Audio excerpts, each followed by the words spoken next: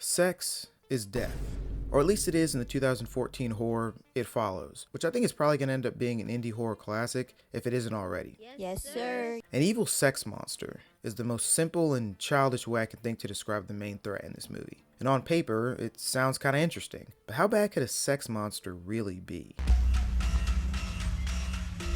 Hey yo, what the fuck? It Follows is one of those movies that just makes you feel paranoid and unsettled throughout the entirety of its runtime. Eerie camera shots that make you feel like someone is constantly watching, an insane score,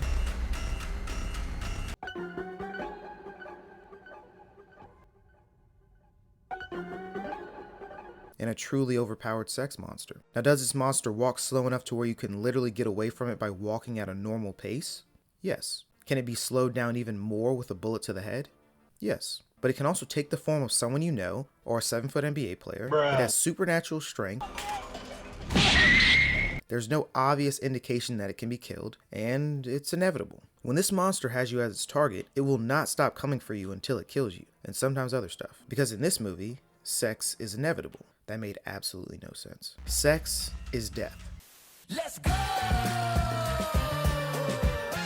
Alright, now this is Jay, our main character, who's seeing this guy named Hugh. And from the moment we're introduced to him, you can just tell something's off about this dude. How about the girl in the yellow dress?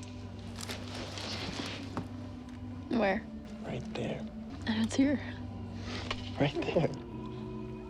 Really, nigga? But nonetheless, they end up going on another date and having sex. Cool. No big deal, right? Except this dude proceeds to choke her out with chloroform and tie her up while this naked person just casually walks toward her.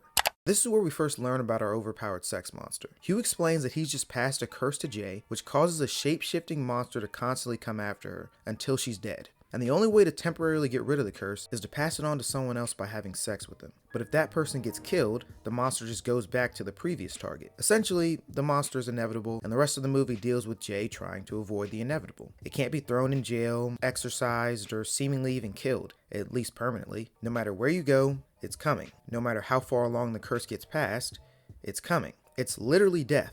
You can't beat death. You might be able to avoid it for a while, but the threat of it is always there. It's not about if it comes, it's about when it comes. And I think this can be directly compared to the sex monster, which just makes this movie unsettling. It's just not sitting right with my stomach, man. In a good way, though. I think this makes you constantly look for a possible threat because you know the monster can come at any time. The first time it comes after Jay is in broad daylight while she's in class. The next time is at night while she's in her house. This thing does not give a fuck. Most of the time, it's not even difficult to notice a sex monster because its appearance makes it pretty obvious. Like, yeah, if you see something like this, you probably need to start running or at least briskly walking expeditiously.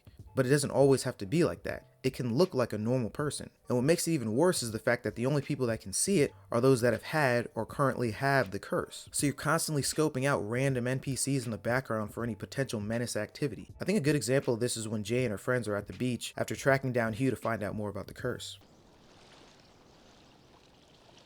Because of the nature of the monster, you're constantly on the lookout for it, especially when Jay is out in the open like this. The movie has made you care about random background characters, and after seeing a random person in the background for just a few seconds, we're already expecting violence. And as the camera cuts away from Jay and back to her, we have to just watch the monster get closer and closer while our friends can literally do nothing.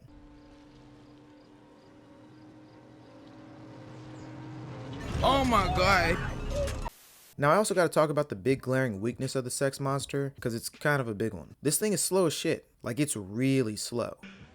You serious? And one might wonder, if someone gets the curse, can't they just move? Like, if you just go to a different country, or even a different state, it would take the monster so long to get to you that you could buy yourself multiple days of no danger with a small road trip. But that's assuming the monster is just constantly walking towards its target at 0.5 miles an hour. In fact, we actually see that it isn't always walking when we get the scene of the naked old dude on the roof. Why is it on the roof? Now this just complicates things because the movie doesn't tell us if the monster always goes from place to place by walking. And according to the director, our main source of information about the monster, Hugh, isn't even completely reliable. Does it just appear at a random distance from the target? We don't know. The movie won't tell us. I think it's more likely that it walks from place to place based on the amount of time Jay is safe when she runs away from the monster. And if this is true, then there's probably a ton of big brain plays you could make to avoid it. Have sex with an astronaut, The Flash, I don't know. I probably should have watched a How to Beat It Follows video before this. But I imagine it would all just be delaying the inevitable. You could probably buy yourself years of time, but it's still coming, because there's no indication it can be killed. Near the end of the movie, Jay and the other characters try to electrocute the monster by having Jay stand in a pool with the hopes that the monster would jump in so they could throw in a bunch of plugged in electrical appliances. But yeah, the monster's not dumb, so it just starts chucking the appliances at Jay.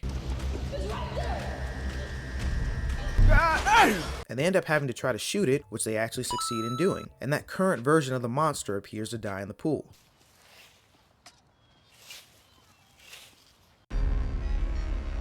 Yeah, that shit didn't die. Overall, I think It Follows is really good. It takes the typical scary movie trope of killing teenagers that like sex and puts a spin on it that I think makes the movie pretty damn cool. And the idea of the sex monster that can be avoided but never truly beaten just makes it that much more creepy. But let me know what you guys think about It Follows in the comments. Drop a like if you enjoyed, and subscribe for more. Love you.